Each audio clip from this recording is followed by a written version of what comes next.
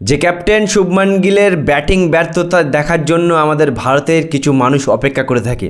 কখন শুভমান গিল খারাপ খেলবে, কখন তাকে নিয়ে ট্রোল করব, কখন বিরাট কোহলির সাথে তুলনা করে তাকে গালাগালি দেব।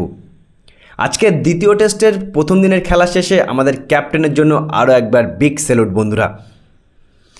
আজকে দ্বিতীয় টেস্টের প্রথম দিনের খেলা বন্ধুরা একটু আগে শেষ হয়ে গেছে, যেখানে ভারতীয় দল 310 রান করে ফেলেছে 5 উইকেট হারিয়ে।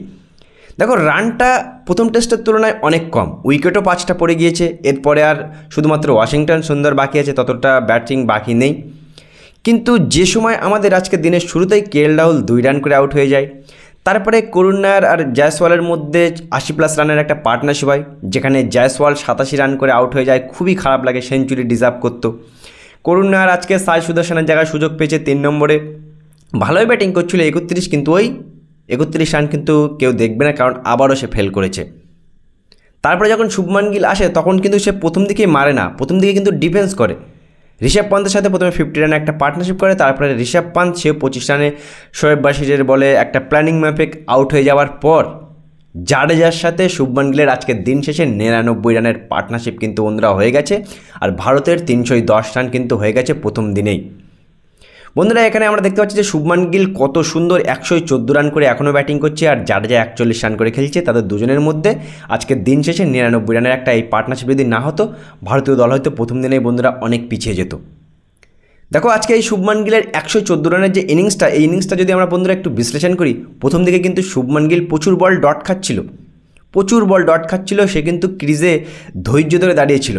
যখন একের পর এক উইকেট পড়ে না, তখন আমাদের এই শুভমান গিলই কিন্তু আজকে এই ইনিংসটা খেলে বাঁচিয়ে রেখেছে আমাদের এখনও পর্যন্ত।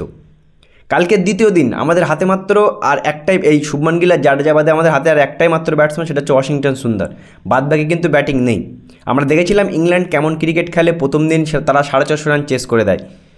সুতরাং বন্ধুরা, আমাদের কালকের দিনটা যতটাই রান হোক, 100-150 মিনিমাম তো 150 হলে খুবই ভালো হয়, মানে 450+ হলে খুবই ভালো হয়। কিন্তু যতই আমাদের কালকের দিনটা রান হোক, মানে শুভমান গিল আর জাডেজা যতই কালকের দিনটা খেলো, ততই কিন্তু আমাদের জন্য মঙ্গল।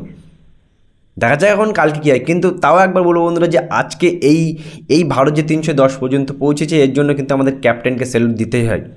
এই মানুষটাকে একসময় বলা হতো যে বিদেশের মাটিতে রান করতে পারে না, কিন্তু ব্যাক টু ব্যাক ক্যাপ্টেন হয়ে প্রথম টেস্ট ম্যাচের প্রথম ইনিংসেও সেঞ্চুরি করেছিল, আর আজকে দ্বিতীয় টেস্টের প্রথম ইনিংসে 114 করে খেলছে।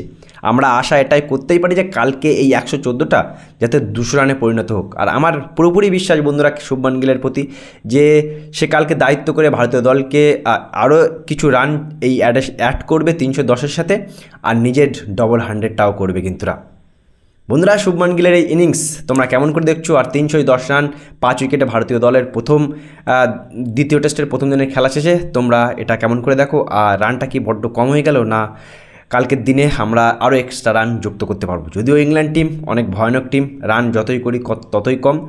তাও দিন শেষে বন্ধুরা শুভমান গিল আর জাডেজার যে 99 রানের পার্টনারশিপ, এই পার্টনারশিপের কারণে কিন্তু বন্ধুরা আমরা বলবো যে প্রথম দিনের খেলা শেষে আমরা একটু হলেও আমরা বেঁচে আছি এখন এই টেস্টে।